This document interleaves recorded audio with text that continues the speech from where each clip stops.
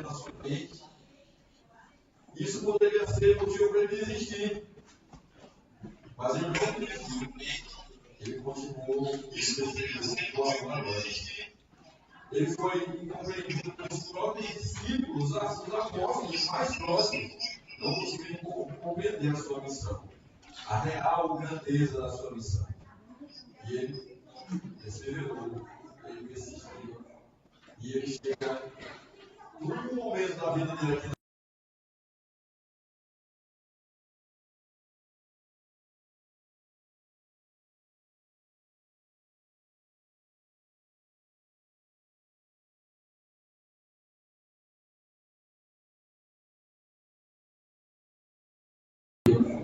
E ele chega num momento da vida dele aqui.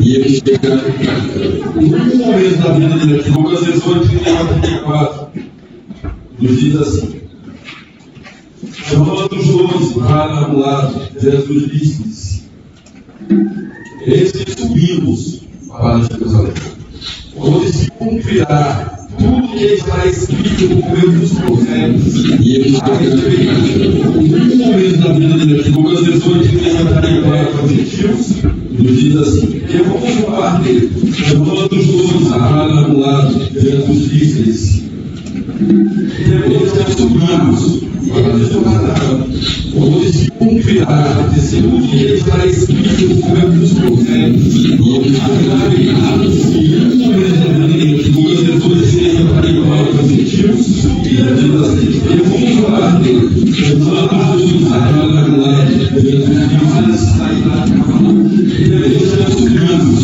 para Jerusalém, onde se cumprirá tudo que está escrito por meio dos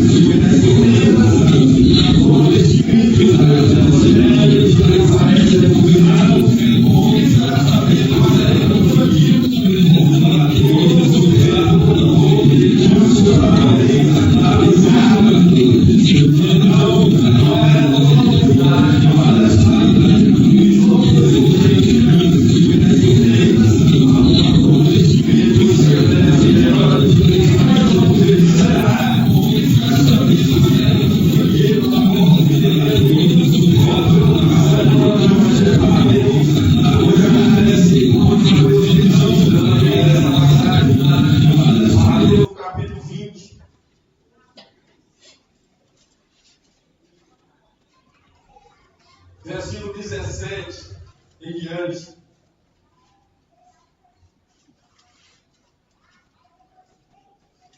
Diz assim: estando Jesus para subir a Jerusalém, chamou os 12 discípulos para um lado, e no caminho lhes disse, veja que a passagem é a mesma, com outra visão, a visão agora de Mateus: eis que subimos para Jerusalém, o Filho do Homem será entregue aos principais sacerdotes e aos escribas.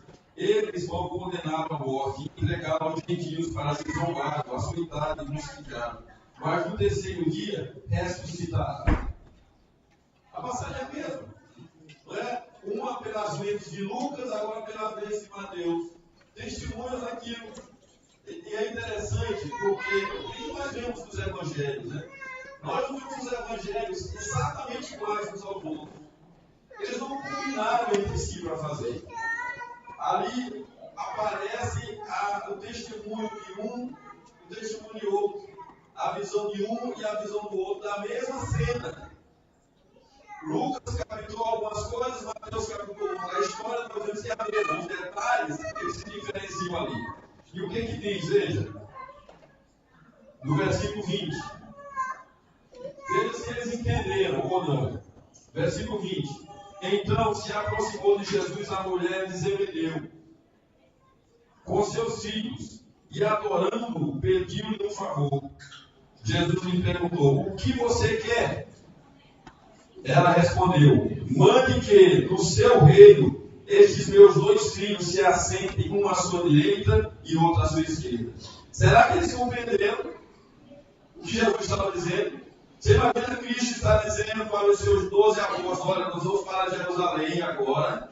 Quando chegar em Jerusalém, eu serei entregue nas mãos dos sacerdotes, dos principais, dos escribas. Eles me julgarão, me entregarão aos gentios, eu serei zombado, cuspido, humilhado, morto, ressuscitarei. Quando ele termina de dizer isso, aproxima-se a mãe de Zebedeu com os 2 filhos, vamos ver quem são presentes. Quem são os filhos de Zebedeu? Tiago e João. Nós estamos falando aqui de Salomé, provavelmente a tia de Jesus, irmã de Maria, e se aproximam para dizer assim: olha, Senhor, quando tu vier ao teu reino, permite que meus filhos se sentem, uma à direita e outra à esquerda.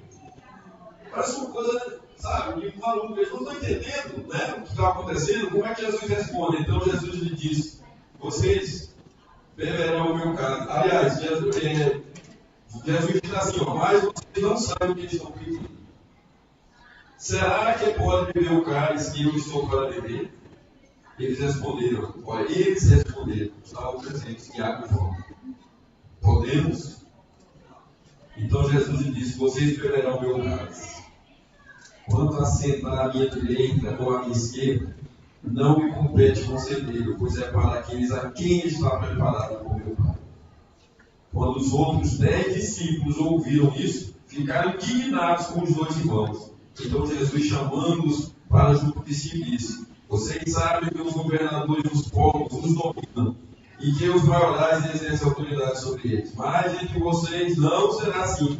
Pelo contrário, quem quiser tornar-se grande entre vocês, que se coloque a serviço dos outros. Então, o reino de Cristo tem outra lógica, não é a lógica humana. Não é aquela lógica de os maiores vão mandar nos menores. Não existe isso no reino. Quem quiser ter autoridade diante de Deus, quem quiser ser grande diante de Deus, tem que servir, tem que amar, tem que se doar pelo outro. É a lógica inversa da lógica humana. Geralmente, na lógica humana, o maior tem que ser servido pelo menor. O mais importante tem que ser servido pelo menos importante. No reino dos céus não é assim. Quer ser importante, sirva. Quer ser importante, se doe. Quer ser importante, mostre amor pelo seu próximo. Isso é que é o reino de Deus. Então, aqui eles não entenderam, né, o que a mensagem de Jesus estava antecipando para eles. E veja que Jesus não passou todo o seu ministério dizendo o que ia acontecer, mas estava se aproximando do momento crucial da sua missão. E eu fico imaginando Jesus durante toda a sua vida. Desde a sua fase de infância, quando ele ganhou o entendimento, ele sabia. Ele sabia por que ele veio, ele sabia da sua missão, ele sabia do sofrimento, e ele guardou tudo isso consigo. Ele não ficava dizendo o tempo inteiro o que ele veio fazer. Ele guardou. E você já imaginou quantas vezes Jesus pensou naquela cena? Quantas vezes ele deve ter sonhado com aquilo? Quantas vezes ele sofreu? Quantas vezes ele viu a multidão e deve ter imaginado: vou me entregar por essa multidão que muitas vezes dobra, escarnece, duvida. E ele perseverou nisso. E eu queria que nós adiantássemos um pouco para nós irmos caminhando por Jesus. E agora em Mateus, no capítulo 20, do versículo 29 ao 34. Jesus está saindo, lembra, da Galileia para a Judéia. A Galileia fica no norte de Israel, a Judéia fica no sul. Ele vai descendo ali, caminhando. Ele não pega dessa vez o caminho mais reto. O caminho mais reto tinha que passar em Samaria, na Galileia, em Samaria, para chegar pelo centro de Jerusalém, passar na região de Efraim para chegar até Jerusalém. Dessa vez ele vai fazer um outro percurso. Ele vai passar o Rio Jordão para poder subir através de Jericó, e nós vamos encontrar aqui no capítulo 20, no versículo 29, dizendo assim: saindo eles de Jericó, uma grande multidão seguia Jesus. E eis que 2 cegos sentados à beira do caminho, tendo ouvido que Jesus passava, começaram a gritar: Senhor, filho de Davi, tem compaixão de nós. Mas a multidão os repreendia para que se calassem. Eles, porém, gritavam cada vez mais: Senhor, filho de Davi, tem compaixão de nós. Jesus parou, chamou-os e perguntou: O que vocês querem que eu lhes faça? Eles responderam: Senhor, que se abram os nossos olhos. Profundamente compadecido, Jesus tocou nos olhos deles. Imediatamente recuperaram a vista e o seguiram. Então, a caminho, Jesus faz essa obra de milagre na vida deles. Quando nós vamos para o Evangelho de Lucas, que está também narrando essa caminhada de Jesus, no capítulo de número 19, nós vamos encontrar Lucas falando, além dessa passagem do milagre feito lá em Jericó, Lucas também vai falar do encontro maravilhoso que nós conhecemos muito bem. Está no capítulo 19 de Lucas falando na entrada de Jesus na casa do principal dos publicanos, ou seja, os chefes dos publicanos, daqueles arrecadadores de impostos para o governo romano. Nós vamos falar de Zaqueu. Então, passando em Jericó, é ali que Zaqueu morava, em Jericó. Então, Jesus vai, faz a cura dos cegos e depois ele encontra em Jericó, diz assim, ó, capítulo 19, versículo 1, então em Jericó, Jesus atravessava a cidade e eis que um homem rico chamado Zaqueu, chefe dos publicanos, procurava ver quem era Jesus. Mas não podia, por causa da grande multidão, por ser de pequena estatura. Então, correndo adiante, subiu um sicômoro, a fim de ver Jesus, porque ele havia de passar por ali. Quando Jesus chegou àquele lugar, olhando para cima, disse: Zaqueu, desça depressa, porque hoje preciso ficar na sua casa. Zaqueu desceu depressa e o recebeu com alegria. Todos os que viram isso murmuravam, dizendo que Jesus tinha se hospedado com um homem pecador. Zaqueu, por sua vez, se levantou e disse ao Senhor: Senhor, vou dar metade dos meus bens aos pobres. E se houver alguma coisa de alguém, vou restituir 4 vezes mais.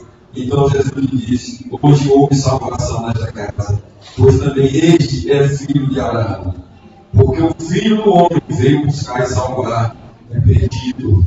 Glória a Deus.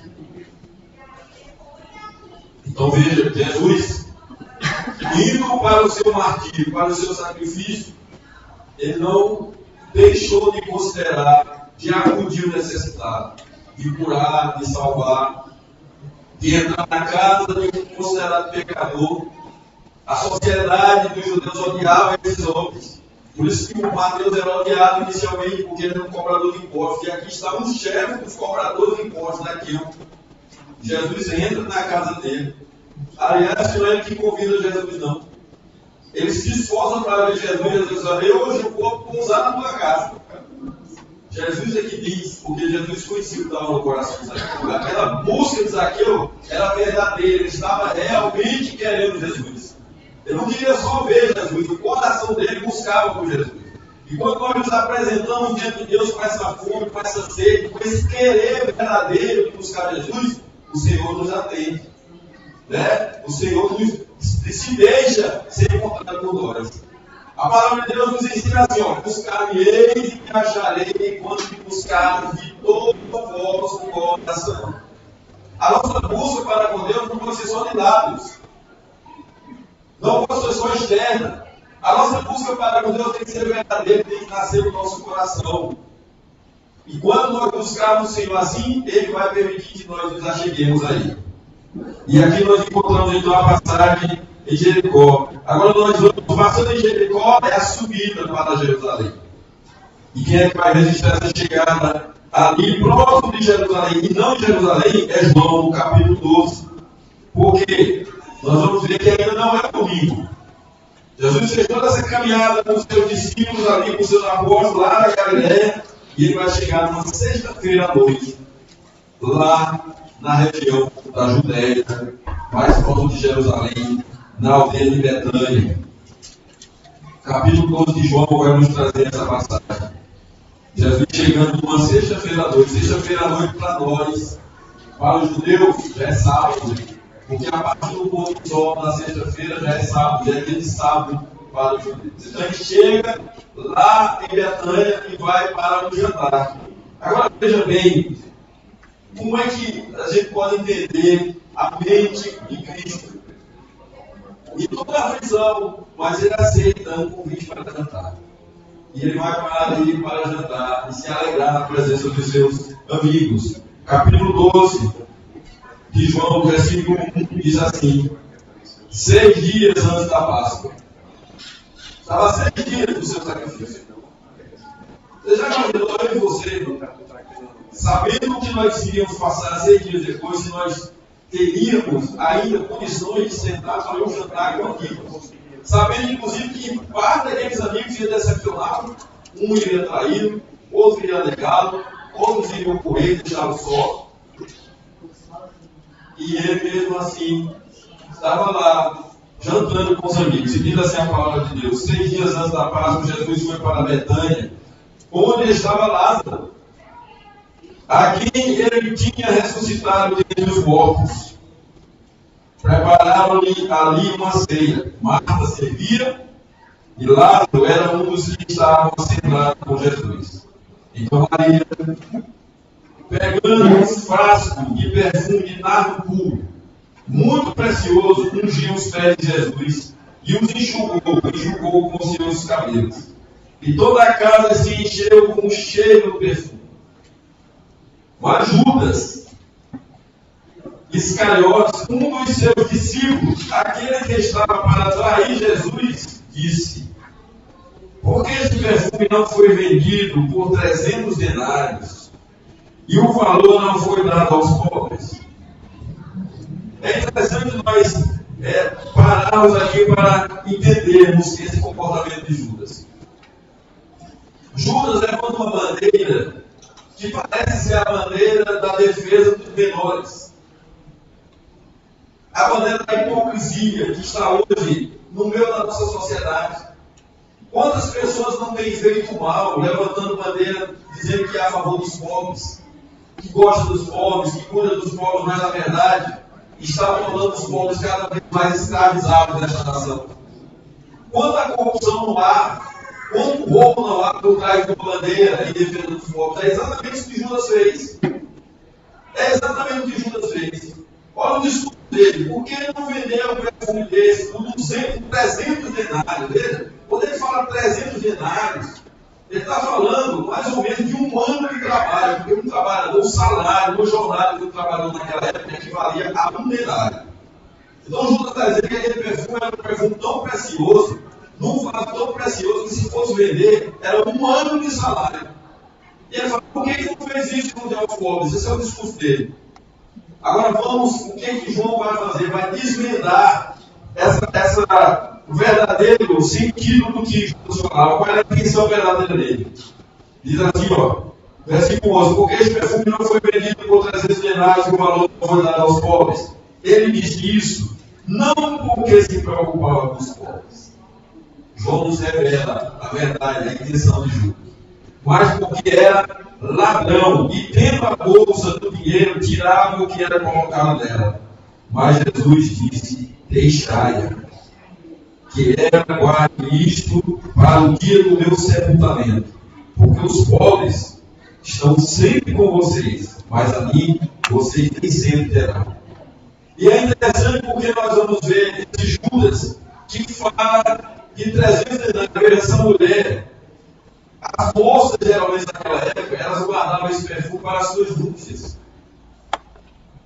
Às vezes era a economia de uma vida inteira, de uma moça, de uma virgem, esperando o momento do seu casamento.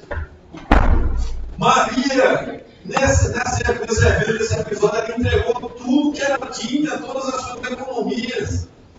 Ela estava mostrando ali que era mais importante Jesus na vida dela do que o próprio noivo, que ele não sabe se ela tinha ou teria. Ela entregou de tudo que ela tinha. Então, um precioso perfume caríssimo, que esse perfume com esse preço, certamente era um perfume importado.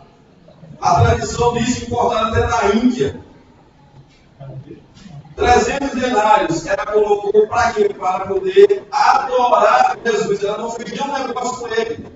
Ela jogou nele sobre ele para adorá-lo. 300 denários. Por quanto Judas vendeu Jesus e disse, mesmo que estava dizendo que esse dinheiro deveria ser dado aos pobres, por 30 moedas de prata ele vendeu Jesus. Veja, Maria deu 300 somente para adorar aos pés de Jesus. E Judas pegou Jesus e vendeu por 30. Veja quem era Judas. O que estava no coração dele. E ele andou com Cristo 3 anos. Viu os milagres de Cristo. Viu os seus ensinamentos. Mas nunca verdadeiramente se converteu. Por isso que a gente diz que tem que ter muito cuidado com a religiosidade. Para que não fique externo à nossa mente, ao nosso coração. Mas que nós verdadeiramente sejamos nascidos de novo. Dominados, dirigidos pelo Espírito Santo em nossas vidas. Então, aqui nós aprendemos essa situação. Aí nós vamos ver depois o plano para matar Lázaro, que nós, no versículo 9 em diante, seguiu vai dizer assim: uma numerosa multidão dos judeus ficou sabendo que Jesus estava em Betânia. Era por 3 quilômetros, tá? Betânia para Jerusalém, 3 quilômetros. Subiu um morro e desceu.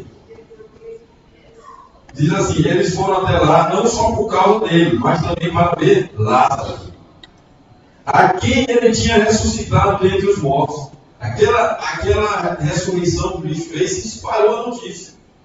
E o povo começou a crer, porque era algo que não se via. Ressuscitar mortos não era uma prática normal. Então, quem é esse que ressuscita até mortos? E as pessoas sabiam, teve testemunho de que Lázaro havia morrido. E estava na cova já no 4º dia. Então, essa notícia se espalhou de forma que o povo ia para ver Lázaro, para poder ver se era verdade aquilo. Agora veja o versículo 10. Mas os principais sacerdotes resolveram matar também Lázaro. Matar o milagre. Matar a prova, o testemunho que Jesus era Deus Todo-Poderoso. Porque muitos dos judeus, por causa dele, voltaram crendo em Jesus. Então aí mostra realmente qual é a intenção do coração dos religiosos judeus. Passado isso, nós estamos na sexta-feira à noite. Sexta-feira à noite, como eu falei, é dia de sábado. Sábado é dia de descanso. Então não há registro de importância sobre o que aconteceu no sábado. Jesus deve ter ficado ali se preparando, cumprindo aquilo que era natural no meio dos judeus, descansar no sábado, ir à sinagoga, até que chega o domingo.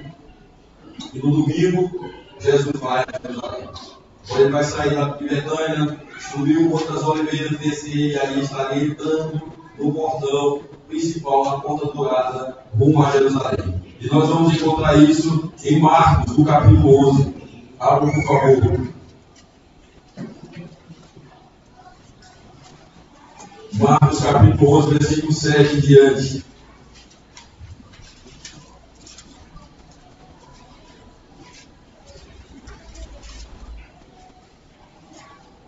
Assim diz a palavra de Deus. Marcos 11. Levaram o jumentinho a Jesus, puseram as suas capas sobre o animal, e Jesus montou nele. Muitos estenderam as suas capas no caminho, e outros espalharam ramos que tinham cortado dos campos. Tantos que iam adiante dele, como os que seguiam clamavam: Hosana, bendito que vem em nome do Senhor. Aqui é um clamor por salvação. Salva-nos, Senhor, salva-nos. Hosana, bendito que vem em nome do Senhor. Bendito o reino que vem, o reino de Davi, nosso Pai. Todos aqueles os judeus que reconheciam Cristo como Messias. Hosana nas maiores alturas. E Jesus entrou em Jerusalém no templo. E tendo observado tudo, como já era tarde, saiu para Betânia com os dois. E aí, aqui nós aprendemos algo. Jesus chega com essa festa, as pessoas gritando. É a primeira vez que ele permite que as pessoas gritem. Aclame ele. E ele entra em Jerusalém no que é chamado Domingo de Ramos, né? O pessoal chama de Domingo de Ramos, exatamente pelos ramos aí presentes. E ele entra em Jerusalém, o povo está aclamando ele, clamando por salvação, reconhecendo que ele é o Messias, filho de Davi, e ele entra. Quando ele entra, ele vai ao templo. E chegando no templo, ele observa. E diz que já era tarde. O que ele faz? Simplesmente, ele vai embora. Ele não fica ali, olha. Versículo 11. Jesus entrou em Jerusalém no templo. Ele foi no templo. E, tendo observado tudo, como já era tarde, saiu para Betânia com os dois. Voltou, certamente para pousar ali na casa de Lázaro, para passar a noite. Isso já é a noite do domingo para a segunda-feira. Tá? O que vai acontecer na segunda-feira? Vamos somar aqui no livro de Marcos. Versículo 12. Na sequência do texto. No dia seguinte, quando saiu de Betânia, Jesus teve fome. Saiu de Betânia cedo. Por que Jesus teve fome?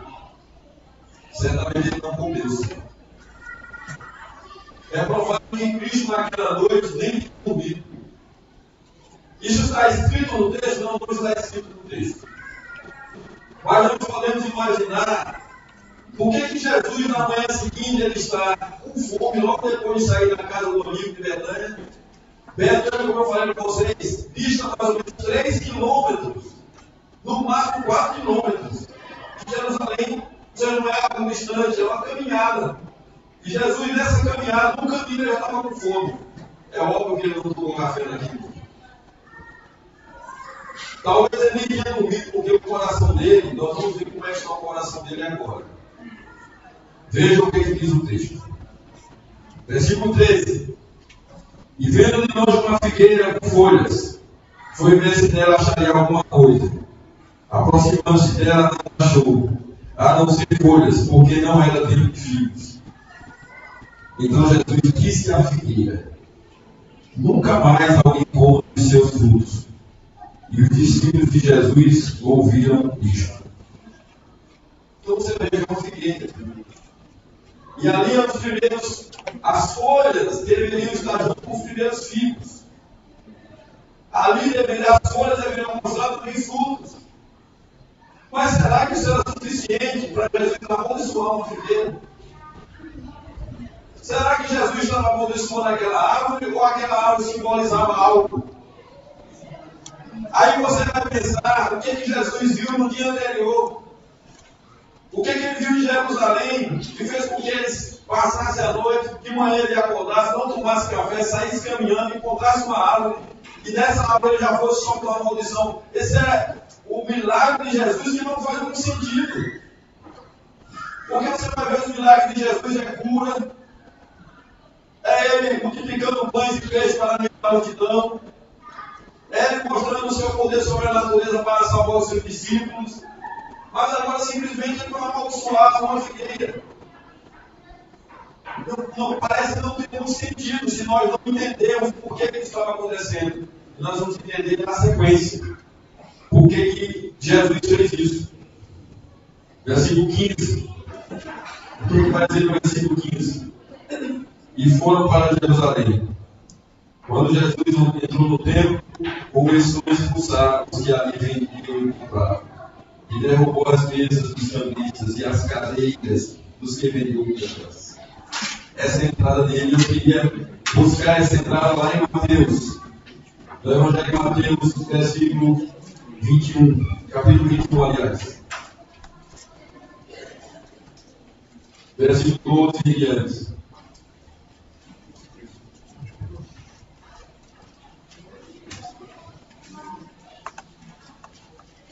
Isso aqui é um marco importante. Por que é um marco importante? Porque agora Jesus abertamente ele vai encarar os religiosos judeus que ali estavam, as autoridades judeus, os principais sacerdotes, os escribas, os fariseus, a elite da religiosidade que tinha contato direto com o Império Romano. Jesus vai abertamente criticá-los diante da multidão. E ele, o que é que diz a palavra? Veja, versículo 12, Mateus 21, 12. Jesus entrou no templo e expulsou todos que ali vendiam e compravam. Derrubou as mesas dos cambistas e as cadeiras dos que vendiam pães. E disse-lhe, está escrito: a minha casa será chamada casa de oração, mas vocês estão fazendo dela um covil de salteadores. Cegos e coxos se aproximaram de Jesus no templo e ele os curou. Mas quando os principais sacerdotes e escribas viram as maravilhas que Jesus fazia, e as crianças que gritavam no templo, Hosana ao filho de Davi, ficaram indignados e perguntaram a Jesus: vocês estão ouvindo o que estão dizendo? Jesus respondeu: sim. Vocês nunca leram da boca dos pequeninos e crianças de peito tiraram o perfeito louvor? E deixando, saiu da cidade e foi para a Betânia, onde passou. Então aqui, nesse episódio, você imaginar, Jesus entrou ali com ira, com a ira santa, porque ele viu que a casa de Deus, a casa de oração, foi transformada num comércio. As pessoas estavam vendendo e comprando, trapaceando, fazendo câmbio. Virou um verdadeiro comércio. E aí eu pergunto para vocês, quando nós olhamos para a situação das igrejas hoje, Cristo disse que anda no meio das igrejas. Ele se apresenta assim, lá em Apocalipse. Ele disse que as igrejas são um candelabro, ele anda no meio das igrejas. Agora eu pergunto para você, Cristo vendo o que está acontecendo hoje nas igrejas evangélicas, onde as pessoas estão fazendo comércio, prometendo bênçãos materiais para as pessoas, comercializando almas. Imagina como Cristo está. Eu imagino que tudo isso está provocando a ira do Senhor. Como aquele tempo ali os judeus provocaram a ira, fazendo trapaças, vendendo Deus, porque eles estavam vendendo Deus, comercializando Deus. As pessoas da igreja estão fazendo isso. Tem muita gente fazendo isso. Fazendo promessas mirabolantes, dando mais atenção ao dinheiro, dando mais prioridade ao dinheiro, centralizando o dinheiro nos cultos muito mais do que a própria palavra de Deus. Cristo está presente. Cristo está vendo isso. Cristo está assistindo isso. E ele mudou. Em relação ao que achava do pessoal lá do templo, certamente ele não estava roubando. E nós temos que ter muito cuidado, porque veja, quando diz que Jesus expulsou, ele não expulsou somente os que vendiam. Ele expulsou também os que compravam. Então as pessoas que estão se sujeitando a esse tipo de igreja e pregação, que dão muito mais valor ao dinheiro do que à palavra de Deus, as pessoas que estão ouvindo são igualmente culpadas. Porque permanecem. Porque aceitam esse tipo de coisa. E por isso nós devemos ter muito cuidado com aquilo que nós estamos até assistindo pela internet. Nós devemos buscar realmente aqueles que pregam, que ensinam a palavra de Deus como ela é. E sem querer mercadejar, sem querer comercializar. Cristo condenou claramente, de forma explícita, aquela prática, e expulsou todos daí. Sem medo. Ele estava na última semana dele. E isso certamente provocou uma reação geral.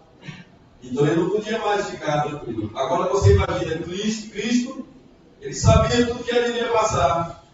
Agora você imagina você e eu na condição de cada um dos apóstolos ali que estavam ao redor deles. Está passando um filme, agora eu fui sexta-feira de culto. Chama A Última Ceia. Não é isso? A Última Ceia. Está passando no cinema. Vocês assistam, vale a pena assistir. E mostra um pouco desse momento, os preparativos para a ceia. Obviamente tem a licença poética, nem tudo é o que está na palavra, eles acrescentam. Mas é interessante você pegar essa visão e mostra uma coisa em Pedro. Pedro fica apavorado. Ele fica querendo saber todos os passos, onde Jesus está, querendo proteger Jesus. Por que vocês acham que ele estava com uma espada na mão para cortar a orelha lá do soldado igual? Porque ele já estava apreensivo e todos eles estavam. Porque a qualquer momento poderia acontecer alguma coisa com Jesus. Porque eles sabiam que havia um plano, e esse plano ele é cada vez mais forte para matar Jesus. Vocês viram que eles queriam matar Lázaro, eles já tinham deliberado entre eles que iam matar Jesus. E os apóstolos sabiam, e Cristo também sabia. Porque Cristo estava ali cumprindo a sua missão. Os apóstolos não entendiam. Eles queriam defender Jesus de todas as formas. Né? Então, nós encontramos isso. A entrada de Jesus no templo. Na terça-feira, voltemos a Marcos, por favor. Na terça-feira, quando eles voltam, eles Passam a noite lá em Betânia. Quando voltam, eles vão notar que a figueira secou. Marcos 11 tem continuidade. Versículos 20 a 23. E passando eles pela manhã, nós já estamos aqui na terça-feira, viram que a figueira estava seca desde a raiz. Então Pedro, lembrando-se, falou: Mestre, eis que a figueira que o Senhor amaldiçoou ficou seca. Ao que Jesus lhe disse: Tenham fé em Deus, porque em verdade digo que se alguém disser a este monte, levante-se e jogue-se no mar, e não duvidar no seu coração, mas crer que se fará o que diz, assim será com ele. Então Jesus ali mostra que eles tinham que ter fé, e eles estavam admirados porque a figueira secou. Jesus mandou que ela secasse, então não tinha que se admirar, foi a palavra do Senhor dita ali. E aí voltemos a Mateus, para a gente ver agora Jesus. Ele não vai se calar, ele não vai deixar de denunciar, não vai deixar de criticar as autoridades. Versículo capítulo 21, versículo 23. Na terça-feira agora, Jesus entrou no templo, e quando já estava ensinando, veja, quando ele já estava ensinando, os principais sacerdotes e os anciãos do povo se aproximaram dele e perguntaram: com que autoridade você faz essas coisas? E quem lhe deu essa autoridade? Eu tipo assim, mostra aí o teu diploma, mostra o teu credencial, o teu crachá. Que autoridade é essa? Por que eles estão assim? Porque tu entraste aqui no templo e fizeste um monte de coisa. Quem te mandou? Com que autoridade? Eles estão encarando Jesus. E aí, qual é a resposta de Jesus? Jesus respondeu, versículo 24. Vocês me perguntaram, eu também vou perguntar a vocês. Agora veja a sabedoria. Jesus é a sabedoria. Ele não tem sabedoria, ele é a sabedoria. Veja ele. Eu também vou fazer uma pergunta a vocês. Vocês estão perguntando, eu também farei uma pergunta a vocês. Se me responderem, também eu os direi com que autoridade faz essas coisas. De onde era o batismo de João? Do céu ou dos homens? E eles discutiam entre si. Se dissermos do céu, ele nos dirá: então, por que não acreditaram nele?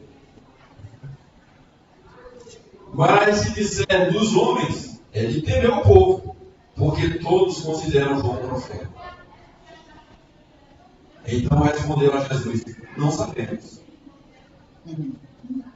E ele, por sua vez, lhe disse: então eu também não lhes digo com que autoridade faz essas coisas. Então, ali os fariseus, os escribas, os principais sacerdotes estavam ali encurralando Jesus, mas não conseguiam. Estavam diante da própria sabedoria, a sabedoria divina, Cristo. E Cristo encara eles e coloca eles no lugar. E é interessante, meus amados, porque a partir daqui nós vamos ver Jesus com 3 parábolas. Essas parábolas geralmente elas são ministradas, ensinadas e lidas por nós mesmos sem essa conexão. Por isso que a gente não tem tanta facilidade de entender. Essas 3 parábolas que tem agora, a parábola dos 2 filhos, a parábola dos lavradores magos, a parábola da festa do casamento, as 3 falam desse comportamento dos judeus e do próprio Cristo ali no meio deles. É na sequência que Jesus está falando para eles. Você veja, eu vou ler aqui para vocês, capítulo 21 de Mateus, versículo 28. Acompanhe comigo. O que vocês acham? Um homem tinha 2 filhos. Chegando-se ao primeiro que disse: filho, vá hoje trabalhar na vinha. Ele respondeu: não quero ir. Mas depois, arrependido foi. Dirigindo-se ao outro filho, o pai disse a mesma coisa. Ele respondeu: sim, senhor. Mas não foi. Qual dos 2 fez a vontade do pai? Eles responderam: o primeiro. Então Jesus disse: em verdade lhes digo que os publicanos e as prostitutas estão entrando no reino dos céus primeiro que vocês. Para quem ele está falando? Para os escribas, para os fariseus, para os principais sacerdotes religiosos. Ele está dizendo, olha, as prostitutas e os publicanos estão entrando no reino do céu primeiro que vocês. Essa palavra é para vocês. E disseram que obedeceram e não obedeceram. E aqueles que não quiseram inicialmente agora estão se rendendo e aceitando Cristo. Ele está falando também comparando nós. Os gentios, que não tinham aliança, não faziam parte do povo. E hoje você vê os gentios no meio da terra. A maioria dos cristãos são gentios. E os judeus, poucos se converteram. Se você pegar na proporcionalidade. Daquilo que era no início a maioria de judeus, hoje a igreja é formada pela maioria de gentios. E Cristo está dizendo, olha, os publicanos, as prostitutas estão entrando primeiro nos céus que vocês. Muito bem. Agora veja, versículo 33. Escutem outra palavra, ele está dizendo para eles, na frente deles, havia um homem dono de terras, que plantou uma vinha, pôs uma cerca em volta dela, construiu nela um lagar, edificou uma torre, e arrendou a vinha a muitos lavradores. Depois, aos negócios do país, quando chegou o tempo da colheita, o dono da vinha mandou os seus servos aos lavradores. Quem eram os servos primeiros? Os profetas. Para receber os frutos que cabiam a ele. Mas os lavradores agarraram os servos, espancaram um, mataram o outro e apedrejaram o outro. É o que fizeram os profetas. O dono enviou ainda outros servos em maior número, e os lavradores fizeram a mesma coisa com eles. Por último, o dono da vinha enviou-lhes o próprio filho. Jesus está falando dele em relação ao que estava comigo. Vocês entenderam isso? Ele está falando para eles. E diz assim, ó, meu filho eles respeitarão. Versículo 38. Mas os lavradores, vendo o filho, disseram uns aos outros, este é o herdeiro. Venham, vamos matá-lo e ficar com a herança dele para nós. E agarrando, lançaram fora da vinha e mataram, ou seja, fora do ambiente de Jerusalém. Quando, pois, vier o dono da vinha, que fará aqueles lavradores? Eles mesmos responderam, fará perecer horrivelmente aqueles malvados e arrendará a vinha a outros lavradores que entregarão os frutos do tempo certo. Então Jesus perguntou, vocês nunca leram as Escrituras? A pedra que os construtores rejeitaram, essa veio a ser a pedra angular. Isso procede do Senhor e é maravilhoso aos nossos olhos. Portanto, eu lhes digo que o reino de Deus será tirado de vocês e entregue ao povo que lhe produza os respectivos frutos. Ele está dizendo ali que aqueles judeus, os religiosos judeus que se achavam dono de Deus, dono do reino, Jesus está dizendo, o reino vai ser tirado de vocês e vai ser entregue a outro povo que pobreza. A igreja que nasceu exatamente quando Cristo morreu. A igreja que surgiu quando o Espírito Santo veio. A igreja criada pelo Senhor com seu próprio sangue. Então, esse é o povo do reino, foi tirado dos judeus, porque os judeus rejeitaram, maltrataram, não quiseram Cristo. Amém, irmãos? Entenderam isso? Então, e depois ele vai contar outra palavra, que é a palavra do casamento, que também os judeus são, veja, de novo, versículo capítulo 22, de novo, Jesus lhes falou em parábolas. O reino do céu é semelhante a um rei que preparou uma festa de casamento para o seu filho. São as bodas. Enviou os seus servos aos convidados. Veja, quem é convidado? Quando você fala convidado, a criança teve um convite, né? Que povos tinham um convite nas mãos? Deveriam estar convidados para essas bodas. Os judeus, né? Receberam o convite por escrito, a lei. Esse povo era o povo que inicialmente convidado. O que eles fazem? Veja. Vou repetir o versículo 3. Enviou os seus servos a chamar os convidados para a festa, mas estes não quiseram vir. Enviou ainda outros servos dizendo, digam aos convidados, insistindo. Eles que já preparei o meu banquete, os meus bois e animais da corda já foram batidos. Jesus está falando uma palavra aqui. E tudo está pronto, venham para a festa. Mas os convidados não se importaram e se foram para outro campo. Outro para seu negócio. Outros, agarrando os servos, maltrataram e mataram. O rei ficou furioso e enviando suas tropas, exterminou aqueles assassinos e incendiou a cidade deles. Jesus está falando de que época? Ele está falando do que aconteceu aqui no ano 70. Ele está aqui fazendo uma profecia que esses judeus iam ser tomados, maltratados, mortos e a cidade ia ser incendiada. Exatamente o que aconteceu. Jesus está diante deles dizendo tudo isso. Versículo 8, então disse aos seus servos: a festa está pronta, mas os convidados não eram dignos. Aí vem olha aqui, ó. Vão, pois, para as encruzilhadas dos caminhos e convidem para o banquete todos os que vocês encontrarem. E saindo aqueles servos pelas estradas, reuniram todos os que se encontraram, maus e bons, e a sala do banquete ficou cheia de convidados. Então, Jesus está dizendo que ia acontecer para os judeus que tinham aliança com Deus, era o povo da aliança, que tinha a lei, mas rejeitaram o próprio Cristo. Para eles veio a sentença. A própria Jerusalém foi destruída, o templo foi destruído. E a partir dali inaugurou um novo povo, uma nova aliança. E um novo povo que eram os gentios, que nada tinha com Deus. Mas a partir de Cristo formou-se a grande igreja do Senhor, que está hoje espalhada em toda a terra. E essa igreja é a que vai participar das bodas do poder, que está preparada desde então. E que os judeus, por não aceitarem Cristo, rejeitaram esse encontro com Cristo. Entendeu, meus amados? Então, aí, nesse dia, na terça-feira, nós vamos encontrar depois Jesus fazendo o seu sermão escatológico, que nós não vamos tratar aqui porque é um sermão longo. Está no capítulo 24 aqui de Mateus, no capítulo 25, no capítulo 21 de Lucas, no capítulo 3 de Marcos. Jesus está falando o que aconteceria no final do dia. Quando Jesus fala o seu sermão escatológico, ele está na última semana dele. É a terça-feira.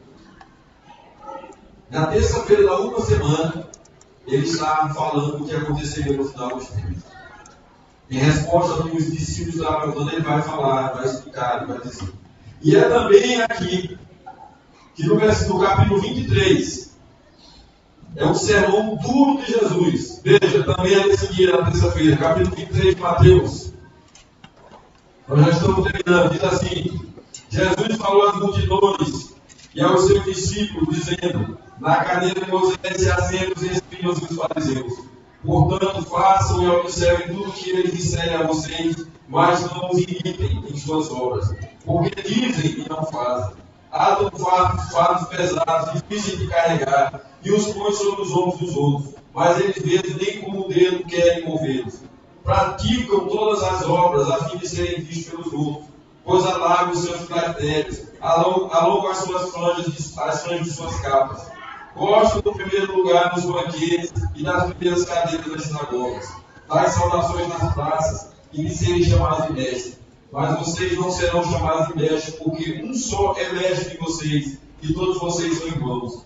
Aqui na terra, não chame ninguém de pai, porque só um é o pai de vocês, aquele que está nos céus. Nem quero ser chamado de guias, porque um só é o guia de vocês, o Cristo. Mas o maior entre vocês será servo de vocês. Quem se exaltar será humilhado, e quem se humilhar será exaltado. Aí ele vai agora, veja o que ele vai dizer.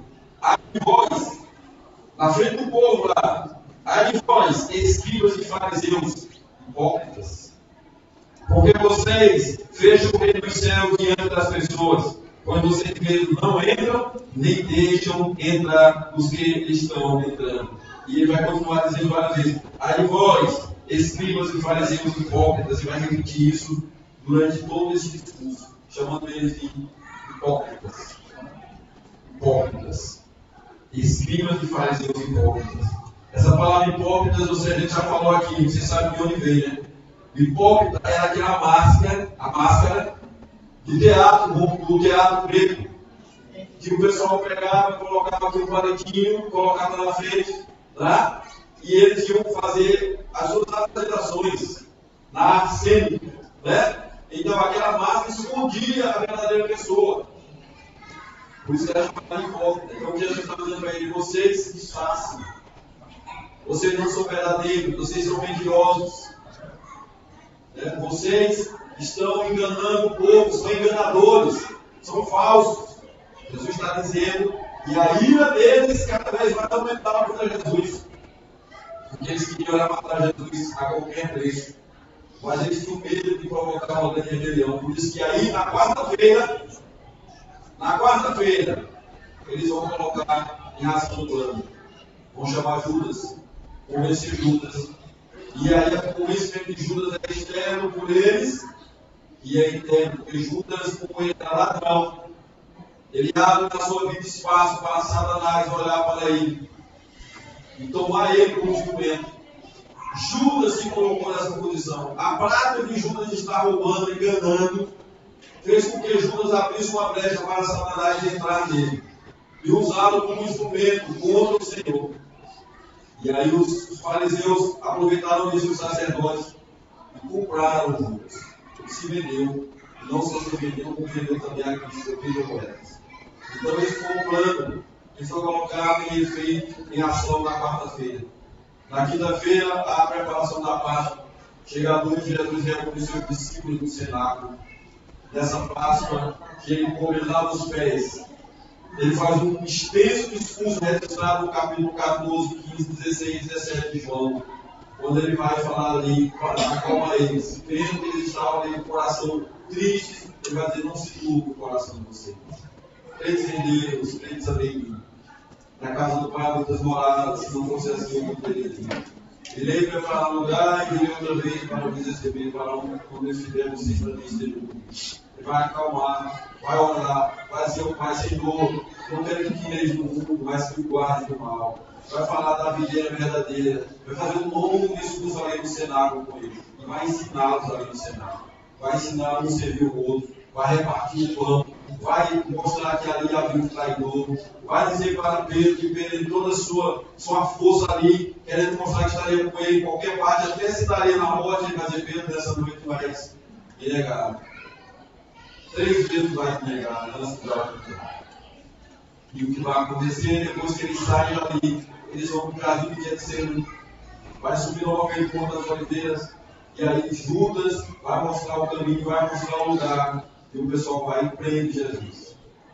Logo depois de orar fortemente, a ponto de derramar seu próprio sangue e suor, no jardim de Getsemane, sabendo tudo que ele iria passar. Aprontaram para ele um julgamento totalmente ilegal, prepararam as testemunhas falsas, acertaram tudo para acusá-lo de algo que ele não cometia, nenhum crime ele cometia. Quem estava por trás daqueles que eram os que deveriam ser os defensores da lei eram os produtores. Os principais sacerdotes foram os que acusaram, e tomaram ele e entregaram para ser julgado, massacrado por Jesus, entregado na mão de Pilatos. O próprio Pilatos não queria condená-lo, mas foi esforçado por eles mesmo. E não teve coragem de colocar a sua autoridade, por isso é tão culpado quanto. E Jesus foi levado ao julgamento depois de ser massacrado, açoitado, humilhado, caminhar nu, com uma parte enorme da cruz nas suas costas, depois de apanhar chicotadas terríveis. Mas ele não desistiu. Ele foi até a morte. Foi até a cruz. Para pagar o preço que você tem, para receber a ira que deveria ser derramada sobre você e sobre mim.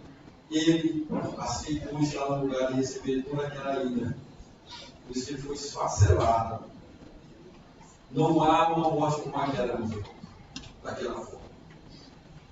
Ninguém subiu uma morte daquela. Quando ele sofreu, quando ele foi humilhado, massacrado, depois de tudo que ele sofreu, pendurado no sol do meio-dia do Oriente Médio, pendurado numa cruz, com sangue descendo, sem força nenhuma mais do corpo. E ele continuou ali. E o pessoal esclarecendo, dizendo: se tu és o Filho de Deus, desce na cruz. E ele poderia descer. Mas ele não desceu. Se ele descesse, não haveria salvação para a humanidade. Ele suportou tudo isso com a cruz. No final ele ainda disse: Pai, perdoa, eles não sabem. Isso é muito, amor. E muitas vezes nós, qualquer coisa, nós deixamos Cristo querendo deixar Cristo. Qualquer coisa nós deixamos Cristo lá atrás das prioridades da nossa vida. E nós dizemos que Cristo é prioridade para nós. Nós somos prioridade para Ele. Ele não é para nós. Se fosse a gente não vive aqui, meu Deus. Nós precisamos olhar com mais carinho, com mais atenção ao que significa verdadeiramente Jesus como Senhor da nossa vida. Se Ele é Senhor, nós somos servos, escravos. Temos que viver para Ele e por Ele. Viver o Evangelho, não só falar do Evangelho. Ele se entregou por nós. E todo caso, dizendo que está consumado. Amém. Essa palavra está consumada não significa tudo para nós o que ele quis dizer, porque na verdade ele quis dizer assim, está pago. Tem até mensagem na palavra de Deus. Quer dizer, está pago. Pago o quê? Ele não devia nada. Pago a dívida de toda a humanidade. Está feita a reconciliação. A vitória está conquistada ali na cruz. Depois disso ele entregou a Deus Cristo. Mas a morte não venceu. Nós sabemos que ao terceiro dia ele ressurgiu e deu o dele. Venceu a morte, mostrando para nós o caminho que seguiremos. Nós, se morrermos antes da sua volta, também passaremos pela morte, mas não vamos ficar presos na morte. Nós ressuscitaremos. Amém. Sendo como semelhante ao dele. E para viver com ele Deus em Cristo continue abençoando nossas vidas. Que nós venhamos a entender verdadeiramente o sacrifício de Cristo por nós, o que ele representa. Ser servo de Cristo. Nascer em Cristo. E viver para Cristo. A prioridade da nossa vida tem que ser Cristo. Se nós falamos, temos que viver. Porque ele não só falou para nos amar. Ele viveu por nós. Amém?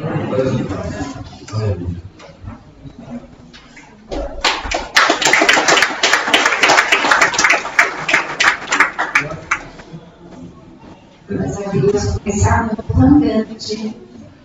E já fecha os olhos agora, baixa a cabeça, em nome de Jesus. Depois de ouvir, essa história que não é só uma história, é uma realidade do nosso Senhor Jesus, o que ele passou a semana, que ele poderia ter evitado, porque ele poderia, mas ele não fez por mim e por você, porque ele fez isso. Se você, neste momento, gostaria de assumir um compromisso com o nosso Deus, gostaria de entregar a tua vida ao Senhor, levante a tua mão nessa noite, que nós oraremos por você. Se você acha que você está devedor na presença do Senhor, quer fazer um ajuste de vida, quer fazer um confronto maior com seu problema, seus defeitos, e como está Jesus agindo na tua vida, um conserto. Levanta a tua mão, nós oraremos por você. Se não, glórias a Deus por isso, a palavra foi ministrada e vai continuar ainda há tempo. A porta ainda está aberta, não para sempre, mas ainda está. Amém? Vamos orar então pelos aniversariantes, pelos enfermos e por quem vai viajar. Aniversariantes temos um monte essa semana, mas nem não está aqui. Só da família da Lívia aqui tem 2, né? Dessa semana. Dia 6 é a Rutinha estava aqui de manhã, não está agora dia 6, todo mundo lá no grupo, depois começa a colocar foto dela, todo mundo dando parabéns. Dia 8, o Enzo, que está lá no sul, filho da Letícia, dia 8. Dia 9 tem Rafael Rodrigues e Matheus Rossini, o netinho aqui da Aline. E dia 11, o vovô, o Fabrício Rossini, dia 11. Então, durante a semana nós vamos colocar as fotos para todo mundo parabenizar. São os aniversariantes. Vou chamar o pastor Cabral, cadê o pastor Cabral? Está lá atrás, para poder orar então pelos aniversariantes. Alguém vai viajar? Eu já sei que a Cleia vai viajar, por favor. Foi a Francinete que veio atrás de mim, falando que ia viajar, vai para o Canadá.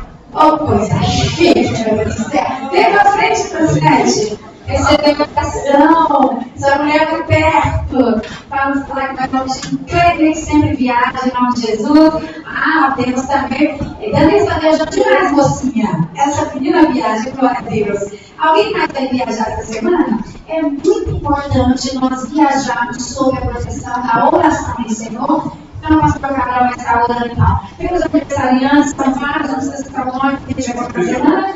essas vão viajar. E também os enfermos, temos aqui o Denis mandou mensagem dizendo que a Lequinha e a Adriana passaram mal hoje de novo na oração por elas, e oração por todos aqueles pedidos que nós temos. Alguém aqui está enfermo e gostaria de receber oração, ou representar alguém que precisa de uma oração por enfermidade, vem aqui para frente e o pastor vai orar e já vai dar a bênção apostólica, nos abençoando nessa semana de vitória. Amém? Amém, graças a Deus. Vamos ficar de pé juntos. Essa verdadeira noite. Senhor, nós te louvamos e te agradecemos por aquilo que nós fomos edificados na tua palavra. Queremos, Senhor, que o Senhor a cada dia, a cada instante, tem trabalhado em nossos corações para que nós sejamos semelhantemente a ti. Mais uma vez, somos gratos por tudo que o Senhor tem feito. E somos gratos também, Senhor, pelos aniversariantes desta semana, do qual tem recebido a tua graça, a tua generosidade, e que louvor, Senhor, conforme a direção da tua Espírito. Deus, muito obrigado por cada aniversariante que será celebrado nesta semana. Que o Senhor possa abençoar, fortalecer, fazer com que eles permaneçam firmes na tua presença, e que eles sejam verdadeiramente, Senhor, baseados pelo teu rosto, pelo nosso Senhor, apresentamos também as pessoas que irão viajar, as pessoas aqui, Senhor, que fizeram a receber esta oração, Senhor, nesta noite. Que o Senhor possa guardá-las, livrá-las de todo mal, guardando, Senhor, a sua saída para o local onde elas irão. E para que, onde elas estiverem